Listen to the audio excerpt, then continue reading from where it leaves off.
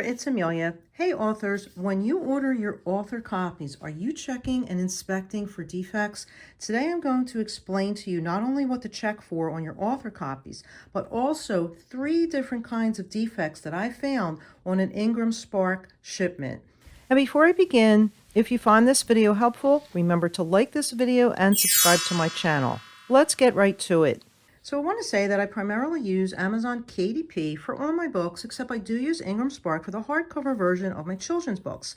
I recently ordered 17 copies of my Squishy Wishy Meatballs book for an upcoming event, and out of 17, 8 were near perfect.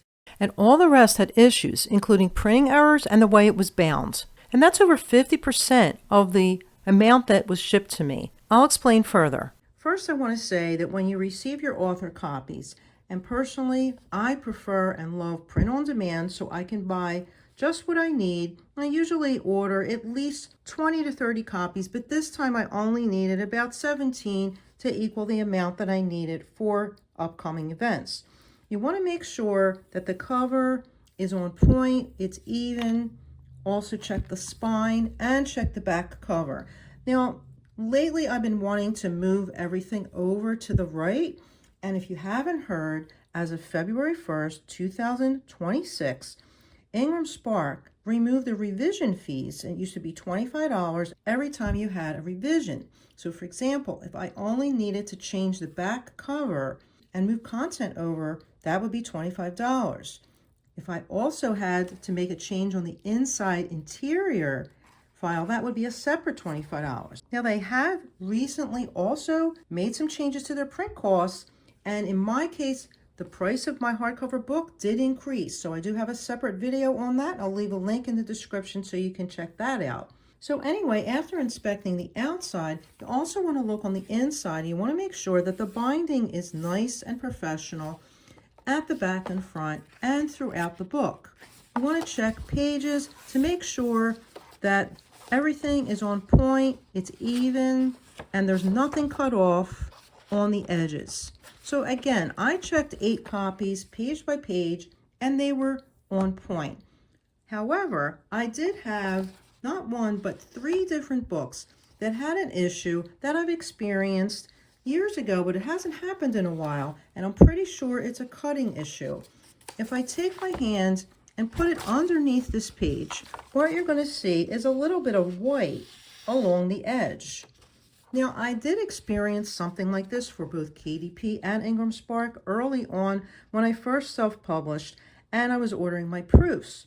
And what I found from Ingramspark and KDP is that what you have to do is make sure that your image encompasses not only the edge of your page size, wherever you're laying it out, but you want to go out a little bit and make sure it encompasses even more so than the edge, so to make sure that your image covers the page and there's no chance that an important part of the image would be cut off. I fixed that years ago, and I haven't had this problem in a while, which tells me that this is definitely a cutting problem. Again, here's another page with the white, and you could see it here as well. So I had 3 different books have those issues, and all the post-its that you could see with all the pages. And one particular book only had 1 page with the issue. This one was a little bit more slight. Again, if I put my hand underneath, you could see a little bit of white along the edge. Definitely a cutting problem. Another 2 books had a different problem. Now, I've seen this here and there, but maybe not as bad as this. Look at the inside of these 2 pages. It's not glued the way all the other pages are, and I'll show you the difference.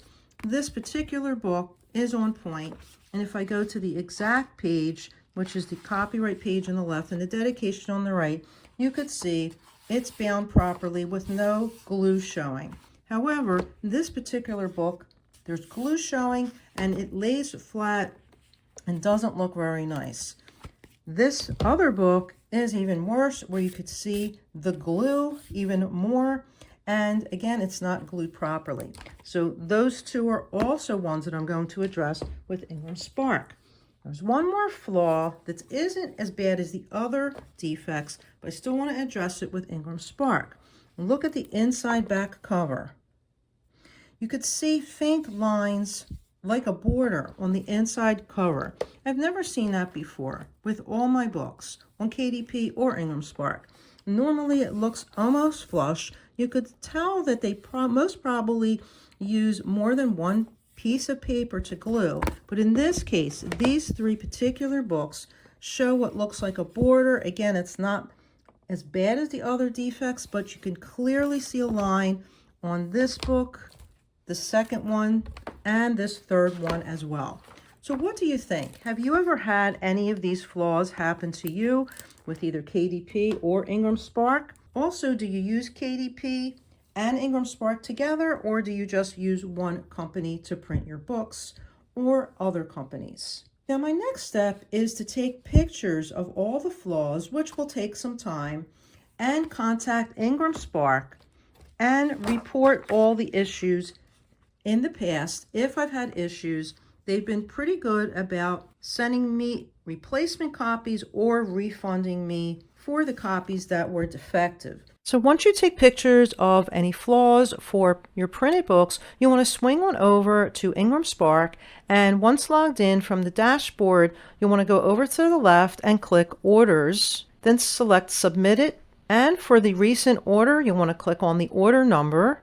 On the next screen, you'll want to click Report an Issue with Shipment. Now, I've already submitted my claim, but I'm going to go through the fields and let you know what I selected or filled in and how I finished submitting my claim. And then you want to enter your email here. Moving down, in the order claim options, you have the choice for a preferred solution to either replace your books or credit your account.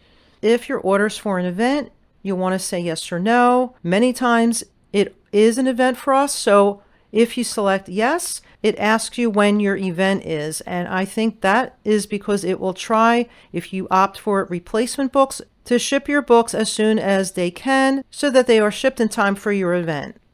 You can ship it to your original address or a new address. Next, you want to select the quantity of the books for your claim. So in my case, I had 8 or 9 that had flaws, so I entered the quantity there. Okay, next are the batch numbers.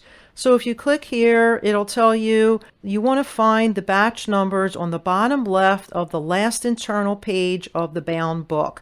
Now, the numbers are long, but I found that some of the books were grouped maybe together in a batch. They had the same number, so I didn't have to record an individual number for each book. Some of them had the same number, so sometimes I would put the batch numbers and then in parentheses that 3 or 4 books had the same batch number. And once you enter one batch number, I usually just put a comma and then I put the next long batch number.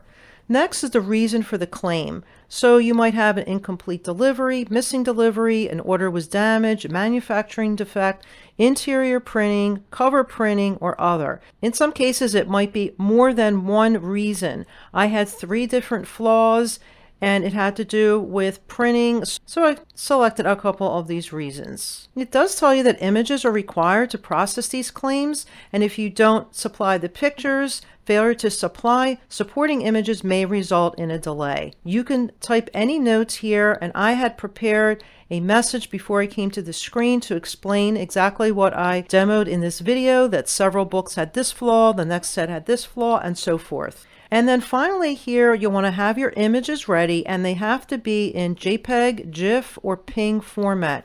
Now, I took the pictures with my phone, and they had an HEIC format for my iPhone, and that particular format is not preferred for this claim. I asked ChatGPT, what's the fastest way for me to convert those images to JPEG, and I found a quick and easy way. All I did was I went to the HEIC photos that I transferred to my computer. I right-clicked and I clicked Open with Photos. When you open with Photos, it lets you save it as a JPEG image. Quick and easy. And that's it. And once you upload all your pictures, click Submit. It'll give you a message that your claim has been submitted, I believe with a claim number, and then you have to wait a couple weeks or more for somebody to get back to you. If you have any author copies that you ordered, definitely want to check every single book, every single page, and make sure it's on point. I hope you found this video helpful. If you did, please remember to like this video and subscribe to my channel so you don't miss any new videos. I'll see you in the next video. Bye now.